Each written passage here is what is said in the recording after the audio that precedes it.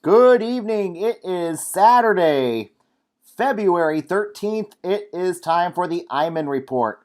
I hope everybody enjoyed UFC 258. This card was better than, might not be the most stacked card, but there was still some exciting fights on this card. We'll run through them, see what's next for the winners and the losers.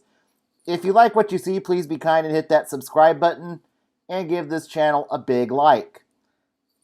Let's get on with it. It's Saturday, February 13th. I hope everybody enjoyed it. Great fight tonight. Kamaru Usman continues his domination as one of the best pound-for-pound fighters and one of the great, starting to get close to being in GSP territory at 170. In the first round, Gilbert Burns gave him a good challenge in the first round, and then Usman adjusted in the second round and found that jab, it found a home, and it was nighty-night for Gilbert Burns as Usman knocks out Gilbert Burns. Usman now nearing GOAT territory. Usman has almost cleaned out the 170 division at this point. Usman has wins over people like Colby Covington,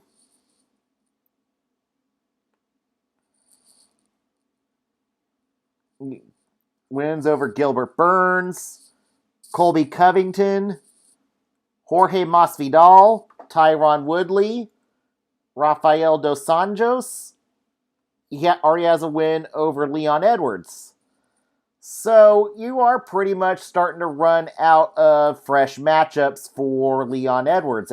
For Kamaru Usman at this point. Leon Edwards could get another opportunity at Kamaru Usman if he does get one more win. Edwards having on an 8-fight winning streak. Khamzat Chimaev out again due to COVID-19, so they are looking for a replacement opponent for Leon Edwards. Two names coming up one is Colby Covington. Covington would love to get a second chance at the belt. That is a name being floated. Another possibility is Stephen Wonderboy Thompson. And certainly if Wonderboy gets a win over Edwards, Wonderboy certainly would have the opportunity to fight Kamaru Usman. That would definitely be a fresh matchup, but I don't know if Wonderboy would be any better than the other opponents. Then you got Michael Chiesa. Chiesa getting near the top 5. Michael Chiesa could be a fight or two away from fighting for the belt too, so Chiesa is another intriguing option. Chiesa, a decorated grappler, so there's a couple fighters out there. It might be a little bit. And then, of course, what if he does clean out the division? Is 185 in the future for Kamaru Usman? Maybe. I honestly think Usman could be 1 or 2 wins away from maybe having the right to go fight at 185. Of course, that's going to be the 185 division itself is going to be in flux for the next few months, with Israel Adesanya going to fight Jan Blachowicz in March. That in UFC 259, that is going to be a really fun fight between Adesanya and Blachowicz, who is hoping down the road to fight John Jones. So Adesanya looking for the GOATness of all time there. So there's a possibility that Adesanya he beats Blachowicz, maybe he stays up at 205. Then maybe that sets up Kamaru Usman against somebody like Robert Whittaker for a potentially a vacant 185 belt or an interim 185 belt. I think Usman at this point has earned the right to go fight for the 185 belt. Should it be an interim belt, or should Adesanya vacate it? But for now, I will go with either It will either be the winner of Leon Edwards and whoever he fights, or possibly Stephen Thompson. But I think at this point, Usman's looking at another long layoff. As for Gilbert Burns, there is no shame at losing to a GOAT at welterweight. I think Burns will still get a good matchup coming up. I think a good opportunity for Burns would be whoever does not fight, whoever between Covington and Chiesa and Thompson does not end up fighting Leon Edwards. One of those two is what should be next for Gilbert Burns after a bit of a medical suspension. That's where I'll go with Burns, but he is nowhere near finished. The next fight on the co-main event, Alexa Grasso beats Macy Barber via unanimous decision. All three judges had it 29-28. Alexa Grasso 2-0 at 125. Grasso has looked much better since moving up to the women's flyweight division. As for Macy Barber, this is a loss that's going to hurt a bit. The UFC is definitely trying to market her. This is one of those Sage North cuts. Sometimes you get a Sage North cut. Other times you look for they end up like Cody Garbrandt. Right now, this is looking more like the former. She lost to Roxanne Modafferi last year, and then after over a 1 year layoff, she comes back and loses to Alexa Grasso. I think for her, a step down in competition's what's in order. As for Grasso, a step up in competition's what's needed. Grasso, definitely a legitimate contender at 125. I think for Grasso, her next fight, let's see if she's booked.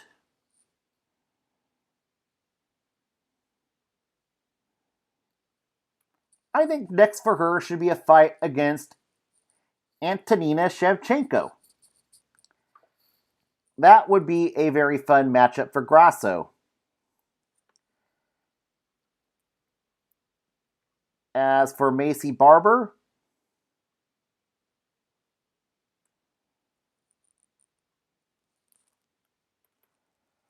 I say another fighter on a 3-fight losing streak might be what's next. No, maybe not her.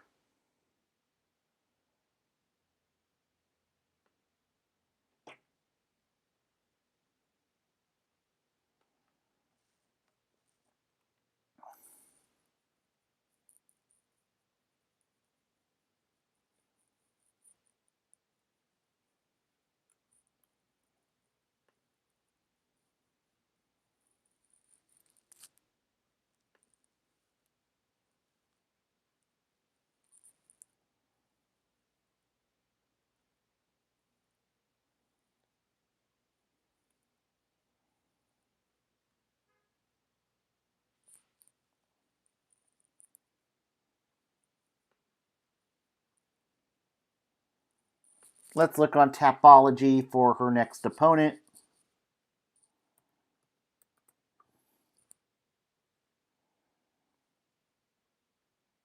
So we're looking probably at some fighter that is outside the rankings next for Macy Barber. And that's okay. I think a step down is what is likely needed for Macy Barber at this point.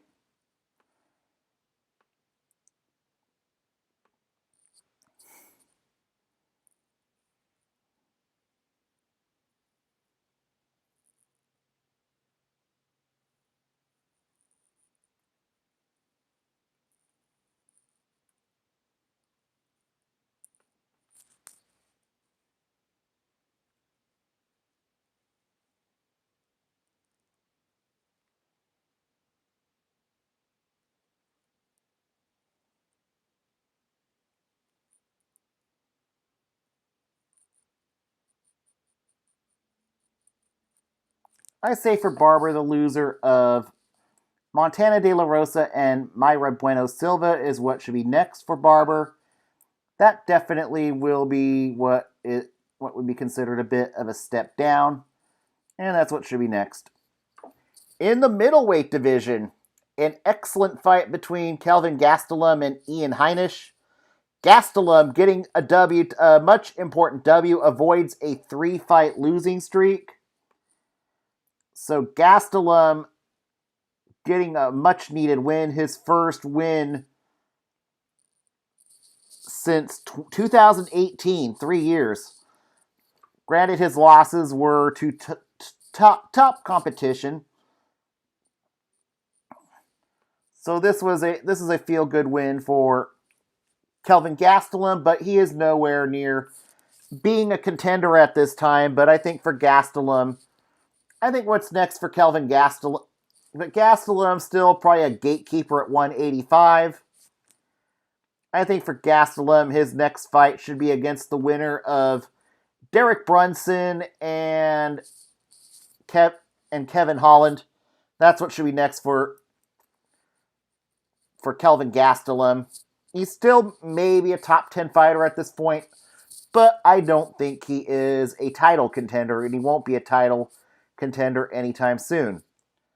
As for Ian Heinisch, he has hit a bit of a rough spot. Heinisch now 1-3 in his last 4 fights, 500 in the UFC. Heinisch might need to take a bit of a step down.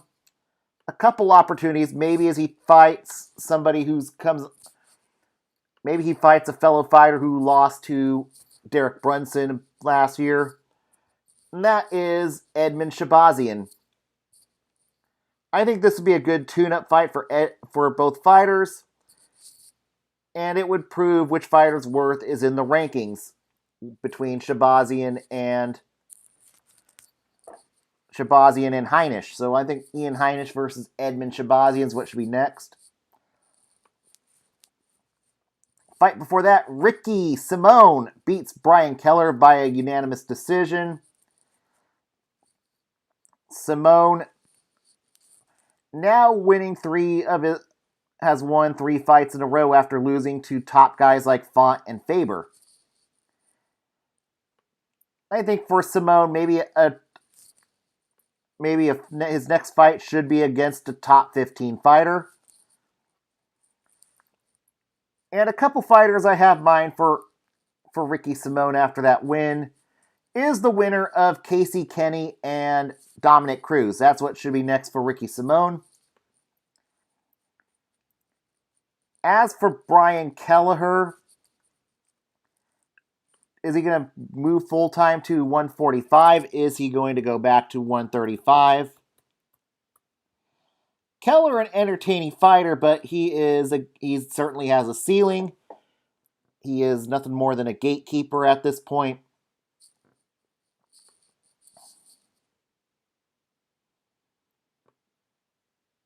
So for Boom, he's certainly got a ceiling. He is a good gatekeeper for the younger fighters, and he's still a very entertaining fighter. He is ranked 57 at featherweight.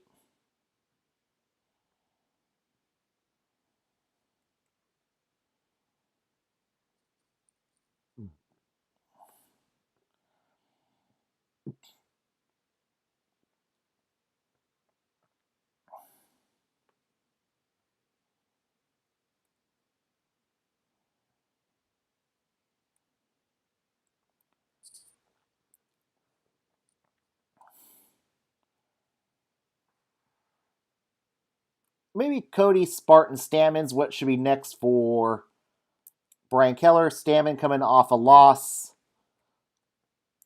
Let's book those two up for a future fight. And the first fight on the main card, Julian Marquez. Welcome back to the UFC. Marquez, after losing to Mikhail Coconut Bomb Pitolo 2-0, comes back in the 3rd round, gets a submission of Pitolo. So this ends up being a successful return for Julian Cuban Missile Crisis Marquez. What is next for Julian Marquez?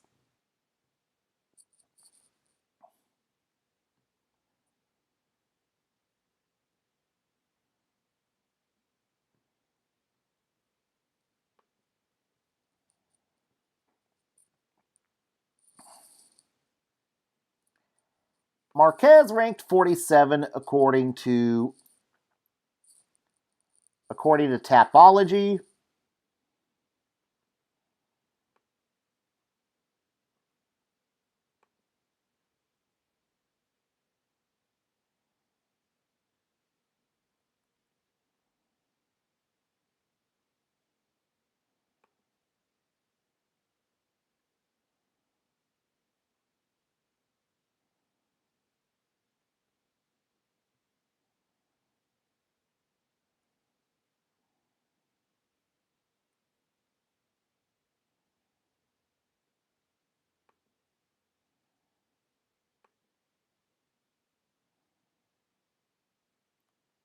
There we go. Now it's updated.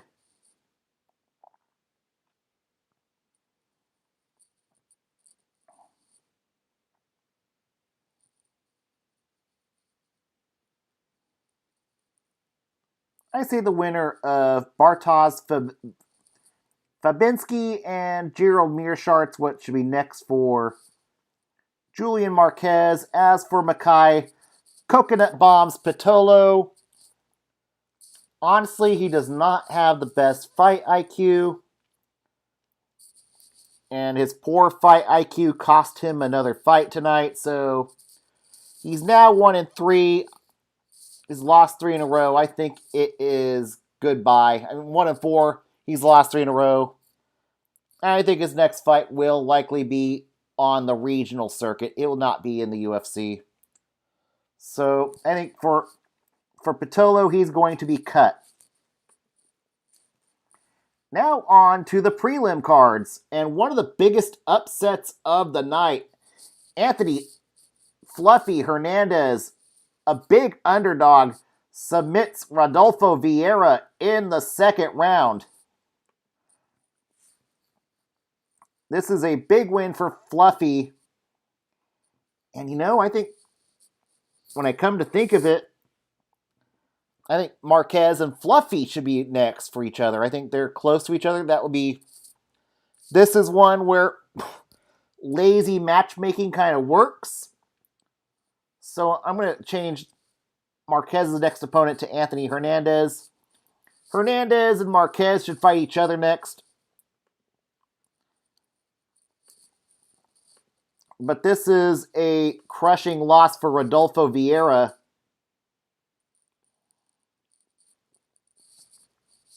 And this is his first loss in the UFC.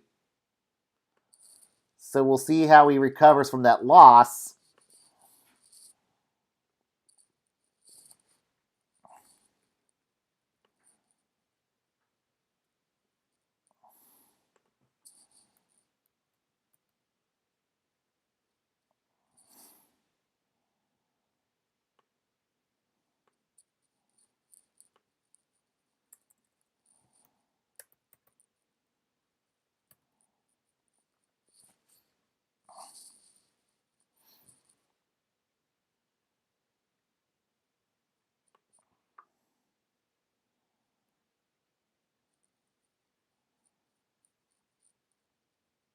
And Vieira, as of right now, ranked 27th.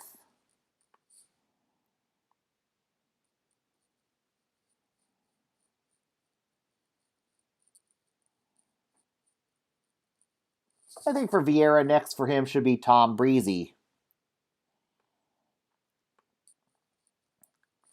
And then the fight before that, Belal, remember the name Muhammad, gets a unanimous decision over Diego Lima. Belal definitely next fighter should be someone who is a top 15 fighter. What should be next for Belal Muhammad is one Li Yang. These two are right next to each other in the rankings. This would be a very fun fight. As for Diego Lima, he is what he is at this point.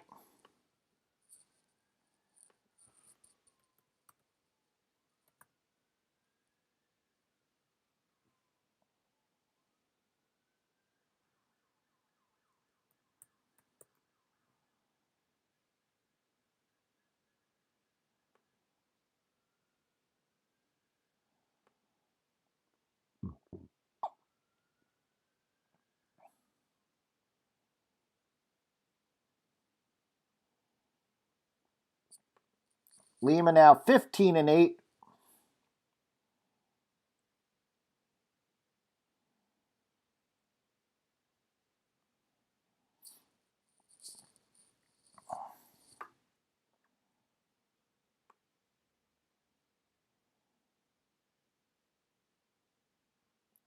But he is still 51st ranked welterweight. And Lima snaps a 3-fight winning streak.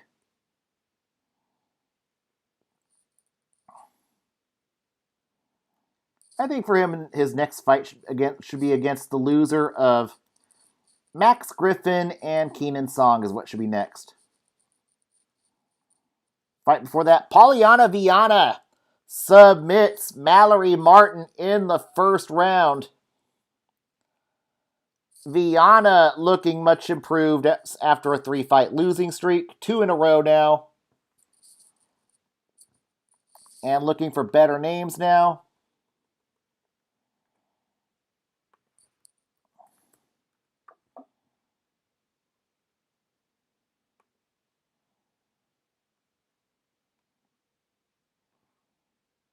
Polyana Viana ranked 37 according to Tapology.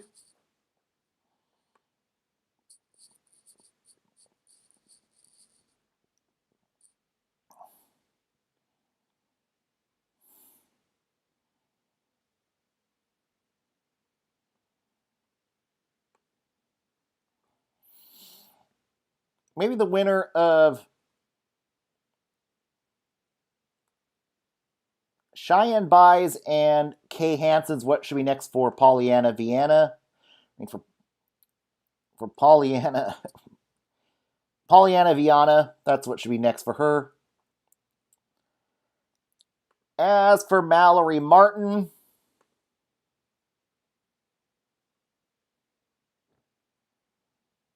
Martin now 1-2 in the UFC. That's not all that wonderful.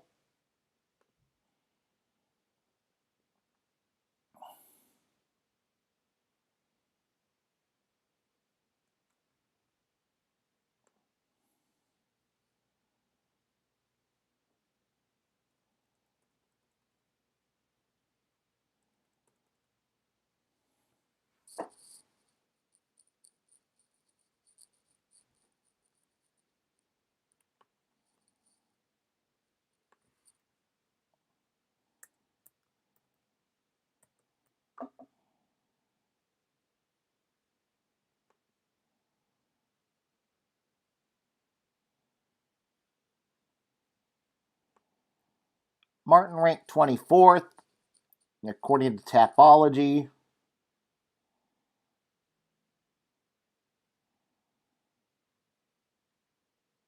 So I think the loser of Buys and Hanson's what should be next for Mallory Martin. And in the prelim opener, Chris Gutierrez beats Andre Ewell via unanimous decision. Gutierrez climbing up that ladder at 135.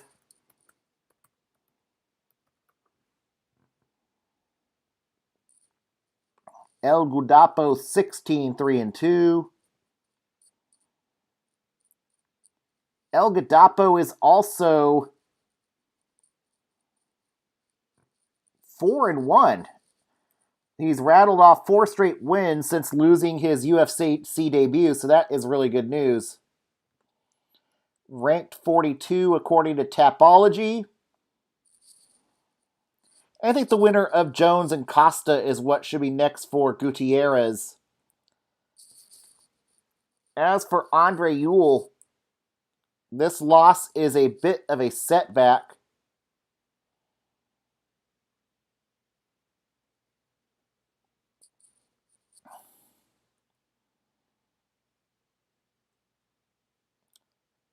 But yes, the loser of Eddie Wineland and John Castaneda's what should be next. Or the loser of Phillips and Song. I'll go with the loser of Phillips and Song is what should be next for Andre Ewell. And in the early prelim card, Gabriel Green beats Philip Rowe via unanimous decision.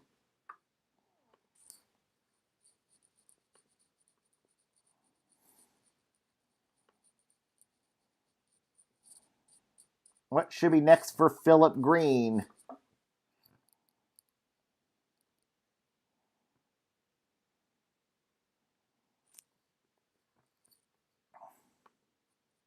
It's going to be Gabriel Green.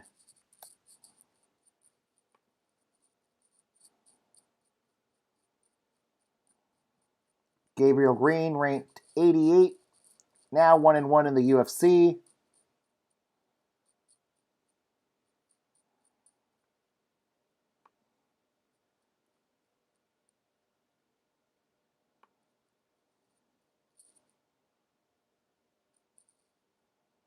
The winner of Smellsburger and Wits, what should be next for Green? And for Philip Rowe,